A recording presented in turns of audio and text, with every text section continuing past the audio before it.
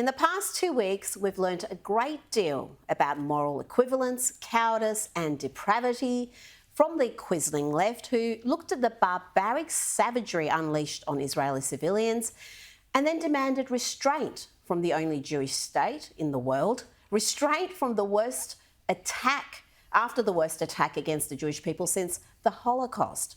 We keep hearing that Israel's response must be proportionate.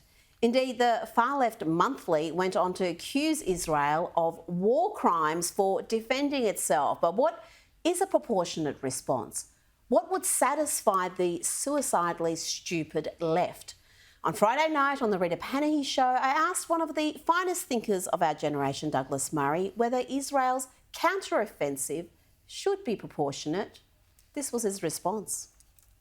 Yeah. What is proportionate in a conflict? Proportionate in this conflict would mean that the response to the massacre of more than 1,000 Israelis in cold blood by Hamas a couple of weeks ago should be responded to by Israel by sending Israeli forces to rape exactly the same number of women as Hamas raped and to decapitate exactly the same number of babies as Hamas decapitated, and to steal hundreds of Palestinians and hold them in dungeons and torture them as Hamas did.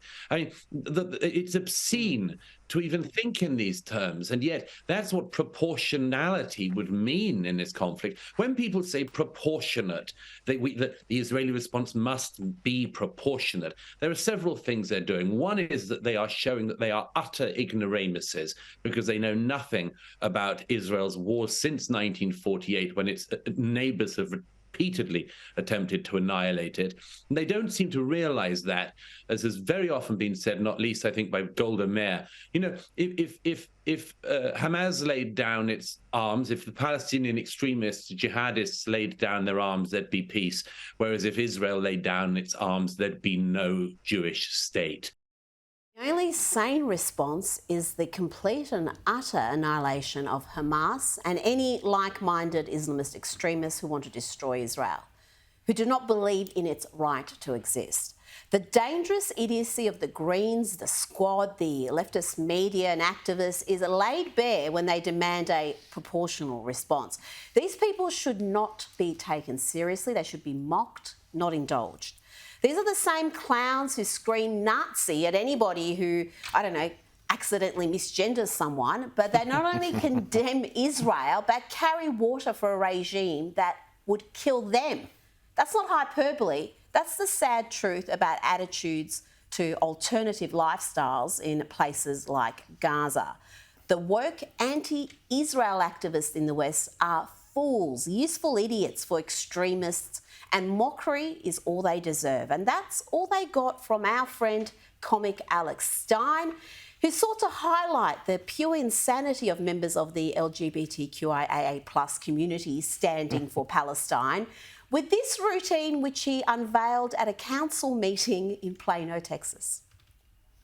We're an organization representing the 2SL LGBTQIA+ community that stands with the persecuted Muslims who just want to jihad in peace, all right? And just because they've thrown a few of my allies off of roofs in the past, that doesn't make them bad people.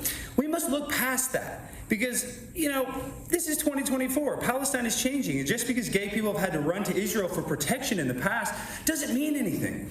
We love that their women have very little rights. That's why they have such few traffic accidents. So we agree on more than you think.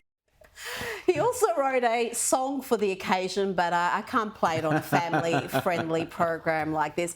I asked Alex earlier this week about this bizarre phenomenon of LGBTQIA activists standing with Palestine. There's nothing more hypocritical in this entire world than seeing the LGBTQ community coming out in support of Hamas, basically. I mean, you would think that this was a joke written by Saturday Night Live, but this is a real thing.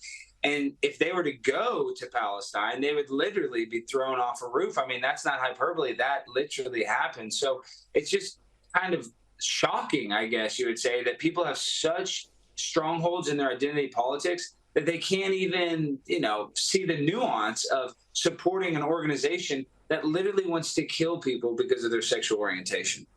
What can you say about the suicidal stupidity of those who stand with a regime that wants to kill them? Let's have a look at what happened when someone brought a pride flag to a Palestinian rally in London. It got stomped on. That's what happened. What a shock. The truth is that the only place that members of the LGBTQIA+ community are safe and protected in the Middle East is in Israel. Indeed, a number of Middle Eastern countries, including Hamas's #1 backers, Iran, have the death penalty for homosexual acts. And so I'll leave the final word for the dim-witted, useful idiots of the far left to comic Daniel Ryan Spalding, who has this pertinent message: if you want to free Palestine, then free it from Hamas.